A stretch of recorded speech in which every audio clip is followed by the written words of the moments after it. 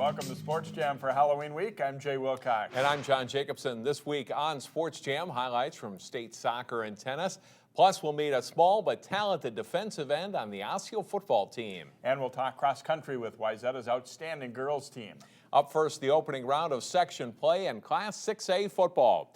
Osseo and Champlain Park are now in different divisions of the Northwest Suburban Conference and did not meet during the regular season. The Orioles and Rebels, however, were matched up in the Section 5 Class 6A quarterfinals on the Orioles' home field first quarter, and Jamin Hampton scores from 2 yards out, and Osseo scores on its first possession. Now, Osseo can both run and pass. These guys have both had great seasons. Quarterback Matt Medke to wide receiver Connor Kittleson, 35 yards on a perfect strike. Osseo leads 14-0. The Orioles' defense is stingy in this game. Rich Davis runs down Rebels quarterback Max Biegert for a loss. Still in the first quarter, and Medke throws over the middle. The tipped pass is grabbed by Gabriel Gallamieu, who outraces the Rebels' defense to the end zone for a 43-yard touchdown play to make it 21-0 Osseo after one. Medke throws 4 touchdown passes in the first half, including this one to Josh Goldschmidt, as Osseo goes on to win 42-0. Maple Grove earned the top seed in Section 5. The Crimson got a tougher challenge than you might expect in a 1 versus 8 matchup. The Crimson hosting Anoka in their Section 5 opener. This play has become a huge weapon for Grove. Isaac Collins on the jet sweep scores easily here. The PAT is blocked, and it's 6-0 Crimson.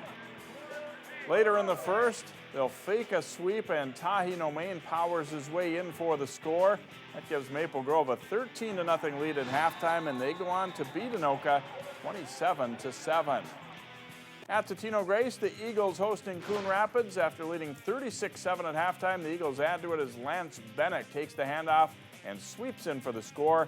Grace coasts home from there in a 51-23 win. In Section 6 of Class 6A, Wayzata is the number 2 seed behind top-ranked Eden Prairie. First quarter of the Trojans game with Hopkins. Wayzata's Jake Marsh. Play-action pass to Brandon Langen, 4 yards and a touchdown. And it's 7-0 Trojans. Tanner Bedard has had a strong season running the ball. He takes this one in from 5 yards out. 14-0 Wayzata as the Trojans look to beat Hopkins for a second time this season. 2 nice play fakes by Marsh on this play, and he goes downfield and throws a 22-yard strike to Keontae Johnson, and it's 21-0 Wayzata. The defense keeps Hopkins from doing much. Kyle Calavoda intercepts the tipped pass to stop a Royals drive.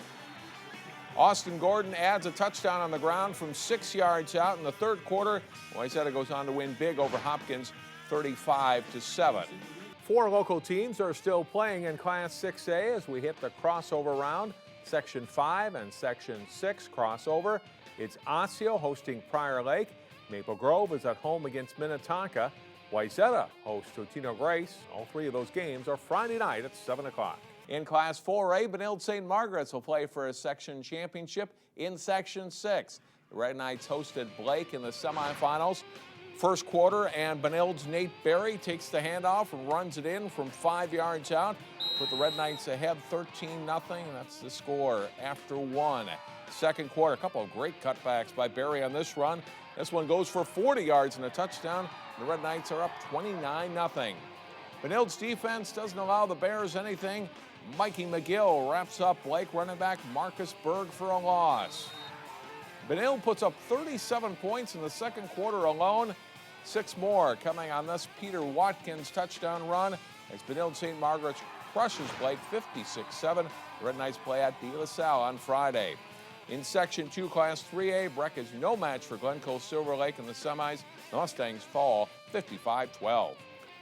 In the state soccer tournament, the Prairie Seeds boys played their first Class AA tournament game against once-beaten North St. Paul.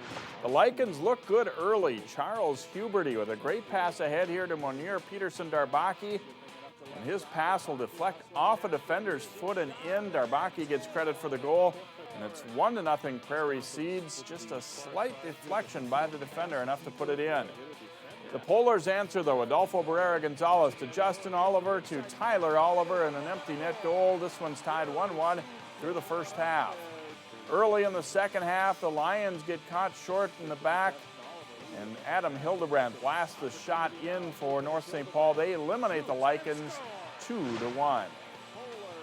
Tutino Grace qualified for state in Class A by edging Heritage Christian for the Section 5 title. Grace met Hill Murray in the state quarterfinals. Eagles don't generate much offense, but Angasu Yusuf does get a chance here, beating two defenders that sends the shot wide.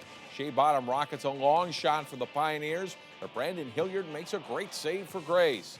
It's scoreless through regulation and to overtime, so we go to a shootout. Teams trade goals until Grace's James Shallow sends his shot wide. That opens the door for Hill Murray to win it, and Eric Burns makes no mistake on that shot. The Pioneers go to the Dome with a 1-0 win. In girls soccer, Benilde St. Margaret's is the number 2 seed in the Class A tournament. The Red Knights met Duluth Denfeld in the state quarterfinals. First half, Benilde's Jordan Mattis, a nice crossing pass to Emma Vanderheide for the shot and goal. And it's 1-0 Red Knights after this goal in the first half. Benilde dominates. They don't score again while Denfeld gets no shots on goal in the match. Benilde beat Mankato West in the semifinals Monday morning. Tutino Grace lost to Blake in the other semi. So it'll be Benilde and Blake for the Class A championship later this week. Time for a break, but still to come on Sports Jam. Highlights from a state championship week for a local prep tennis power, plus section cross country and more.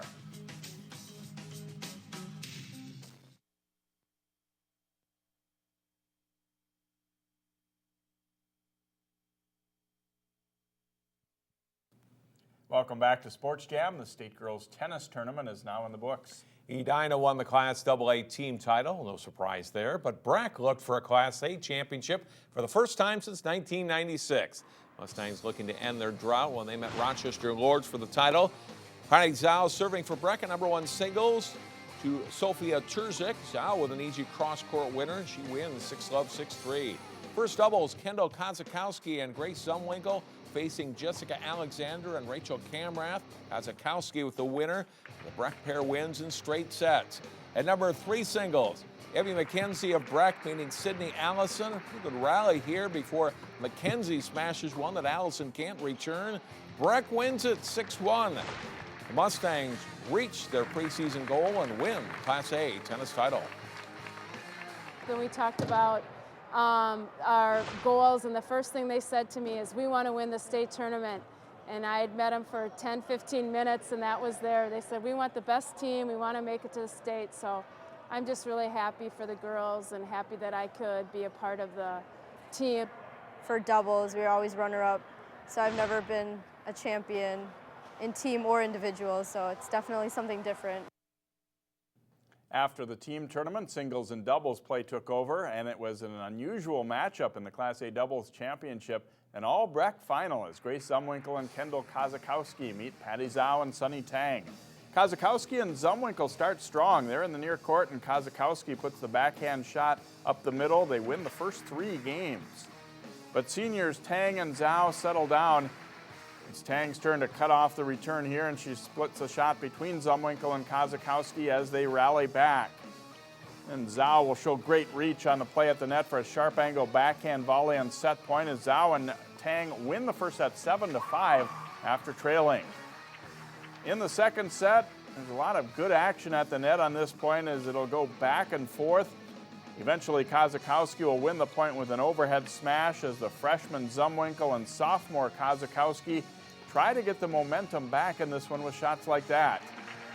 But once Tang and Zhao get rolling, they never really look back. Zhao serves, and she'll loop a deep shot before coming in to handcuff Zumwinkle. Tang and Zhao, singles players during the season, win the doubles title 7-5, 6-2. Oh, it was awesome.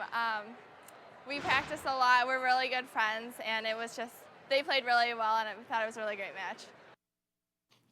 The state cross-country meet is this Saturday in Northfield. Several runners and a couple of teams qualified for state last week. The Section 6 AA meet, Wayzata the heavy favorite in both races. And in the boys race, Wayzata's Connor Olson wins with a time of 15 minutes, 34 seconds. Trojan sophomore Jared Carpenter is 4th, while teammate Ian Eklund places 6th. Cooper's Garrett Williams finishes among a pack of runners, taking 13th place and qualifying for state, along with Hopkins' Joe Klecker and Jack Henschel. In the girls' race, it's Anna French of Wayzata, the runaway winner, 14 minutes, 9 seconds. Annika Lerdahl is second. Annika Halverson third for the Trojans. Wayzata dominates with 7 girls in the top 10 to easily win the section title. Wayzata's boys take 7 of the top 19 spots to score 33 points, 20 ahead of Edina. Both teams qualify for state. Hopkins finishes third with Armstrong 8th, Blake 9th, Cooper 11th, and Benil St. Margaret's 12th. Wayzata's girls race to the 6AA title with a ridiculously low score of 18. Among the other area schools, Hopkins places 5th, Armstrong 8th, Benil 9th, Cooper 12th, and Blake 13th. Elizabeth Klecker of Hopkins and May Fullerton of Benilde also qualify for state. We'll hear from Wayzata's girls later in the show. At the Section 5 AA meet, Captain America warming up, you'd think would be the favorite to win. Girls up first. 2 teams plus 8 individuals not on those teams advance to state. Rachel King of St. Michael Albertville races to the girls' title in 14 minutes, 18 seconds. Michaela Brands of Totino Grace finishes third overall, 22 seconds behind King. Her teammate Maggie Lewisell finishes fourth as the Eagles qualify for state as a team. Among the other local runners, Maple Grove's Alexi Miller places 13 just ahead of Osceo's Maddie Vidston. The boys up next for their 5K race at Anoka. Chase Kao of St. Michael Albertville is the winner. He is fired up. He takes first place in 15 minutes and 46 seconds. Maple Grove's Mitchell Dickerson and Sean Heaton are headed to state as they finish 4th and 5th overall. Crimson team, however, falls just short of qualifying. Here are the final team scores. Centennial wins the boys' meet with Mounds View 2nd and Maple Grove 3rd. Among the other local schools, Rogers is 5th, Totino Grace 6th, Osseo 7th, Champlain Park 12th, and Park Center 14th. Joe Lewisell and Kevin Dado from Grace qualify for state as individuals. Anoka and Totino Grace finish 1-2 in the girls' meet to make state. Maple Grove finishes 6th with Rogers 9th, 1 spot ahead of Osseo. Park Center is 12th and Champlain Park 15th.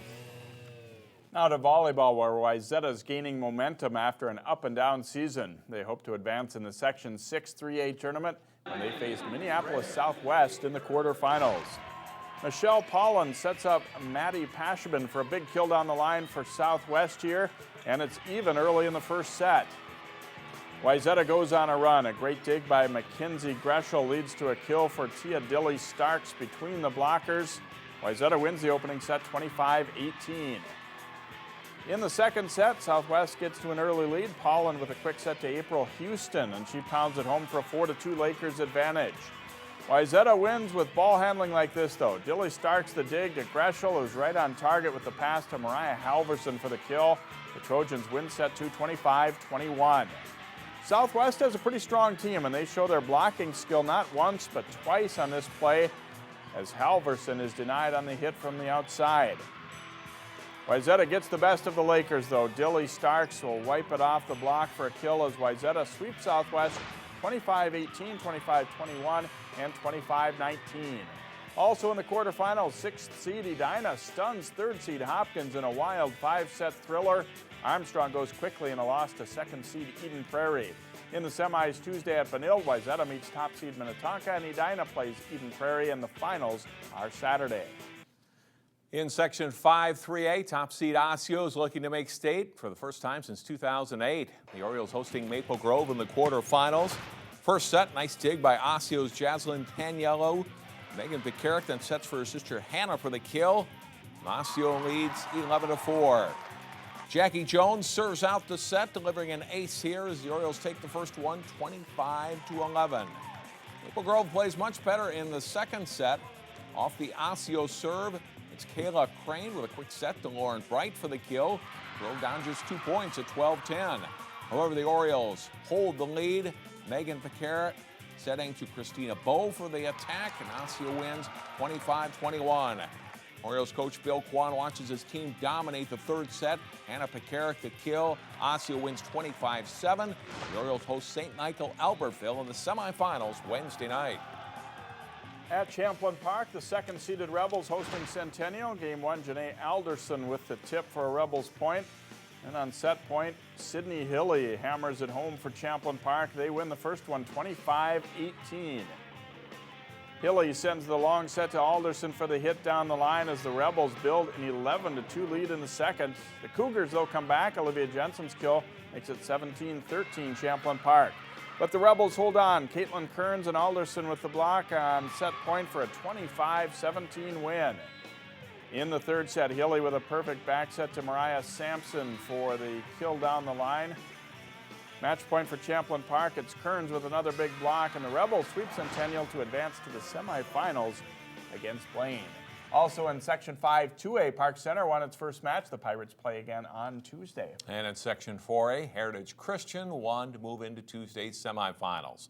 Next up in our Sports Jam Spotlight, an undersized defensive lineman who has given Osseo opponents fits this fall.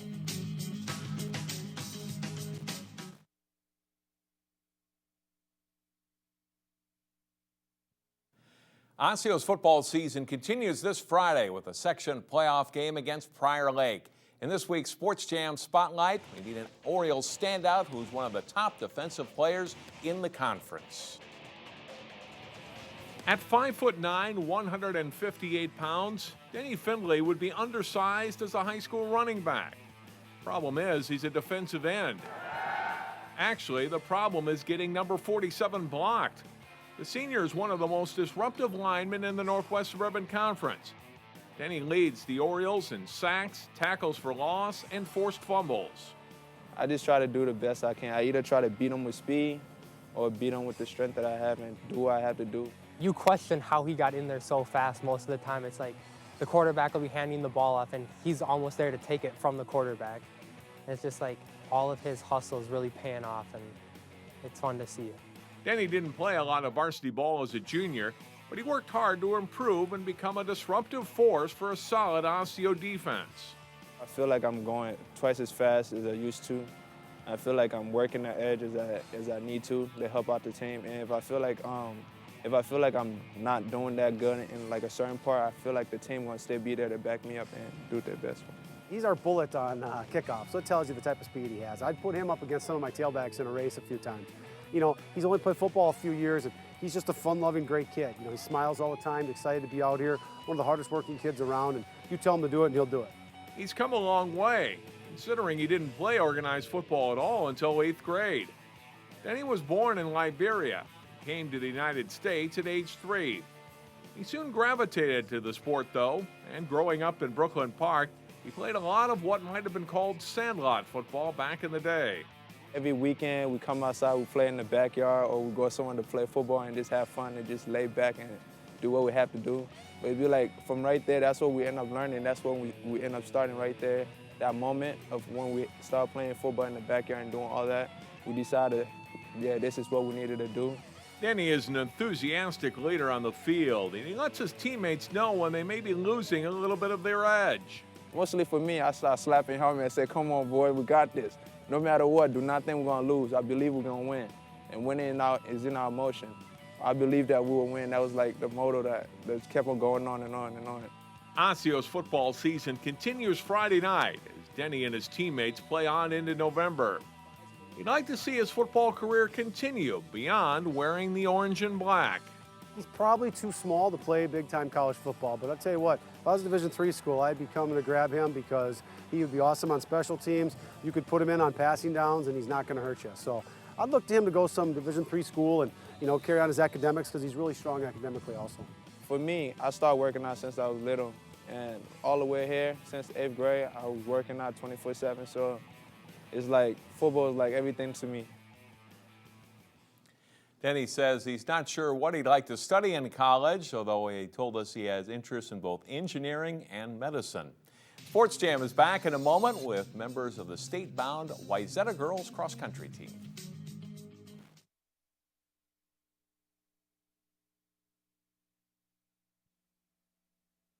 Welcome back to Sports Jam. Another great performance for the Wayzata girls cross country team at the Section 6 AA meet as they get ready now for state. And we're joined by three of the Trojans to help to make it happen, starting with Annika Halverson. And I know it's been a great season. And how did you feel like your team performed out here at the section meet?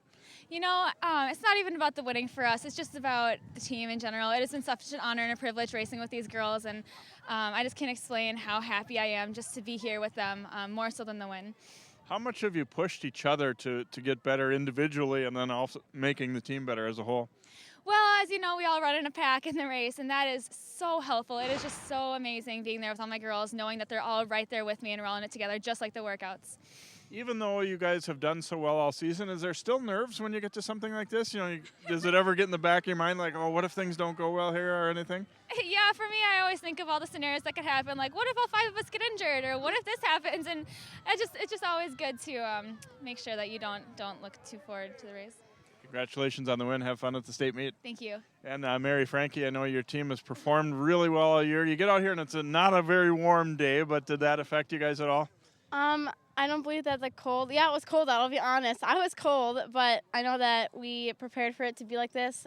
We trained hard and we were used to being in the cold. We're from Minnesota, so we do like it. So. Could you tell during the race today, did things go pretty much the way you guys wanted all the way along? Did you feel good about, the progress all throughout?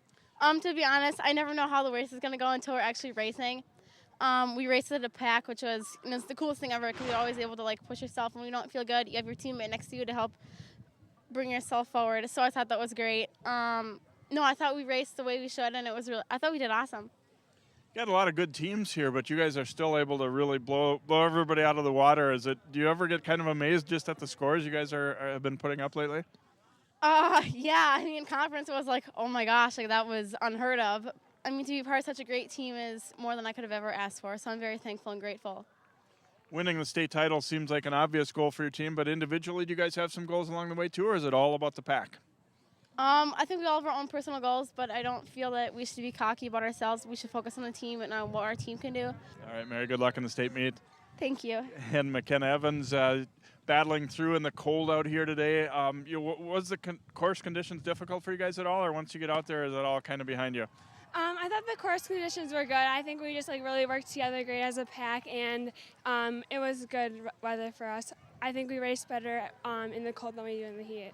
How much of it is the training that you guys do? Or do you have training that you feel is better, laid out from coaches and stuff than the other programs, or what's making Wayzata so strong right now? I think one of the biggest reasons is we all put in the work we needed to over the summer, so we came in really trained and fit, and the workouts just picked up our speed and got us more in racing shape. Is there another team that can challenge you guys in the state meet, do you think, or do you feel like it'll be more smooth sailing for the Trojans? I think it'll be some more smooth sailing for the Trojans. We obviously need to focus hard on the race, but I think we'll be just fine. All right, congratulations on the section title and have fun in the state meet. Thank you. McKenna Evans and teammates here for the Wayzata girls cross country team as they rack up the 6AA championship, dominating again, and they'll be the heavy favorite heading into state. We'll be back to wrap up Sports Jam in just a moment. Follow 12 Sports replays and live events on Twitter, Facebook, and live stream. Watch your favorite high school athletes performing live on your computer or mobile device. Link to us on 12.tv. Election Day is November 5th. To learn more about who your candidates are and what they stand for, watch Local Vote 2013 on 12 News or go to 12.tv.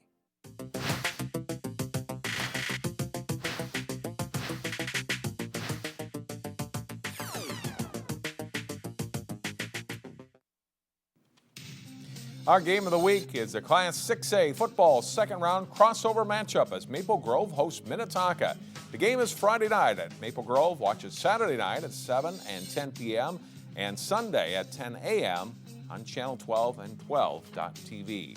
And that will do it for this week's program. Thanks for watching. See you next time here on Sports Jam.